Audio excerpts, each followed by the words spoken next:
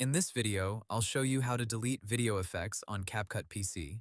First, open CapCut on your computer and open the project where you already added the video effect. Once the project loads, look at the timeline at the bottom of the screen. In CapCut PC, video effects usually appear as a separate effect layer above your main video clip. They may be shown as a colored bar or effect strip depending on the version you are using. This makes them easier to find and remove without deleting your actual video.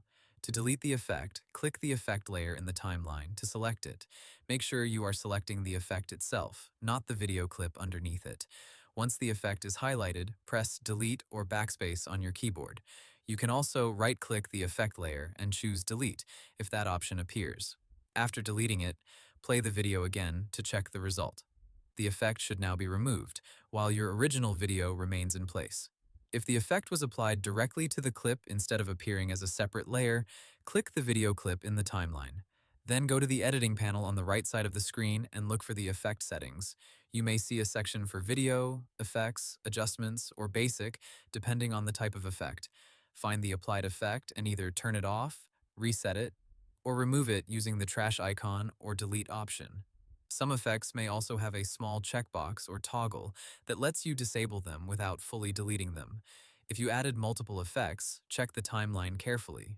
You may have more than one effect layer stacked above your video. Click each effect layer one by one and press Delete to remove the ones you no longer want. You can also shorten an effect instead of deleting it completely. Click the edge of the effect layer and drag it inward to reduce its duration. Before exporting, play your video from the beginning and confirm that only the unwanted effects are gone. Make sure you did not accidentally delete your video, audio, text, or transitions. Once everything looks clean, click Export in the top right corner. Choose your resolution, frame rate, and file settings, then export the finished video to your computer.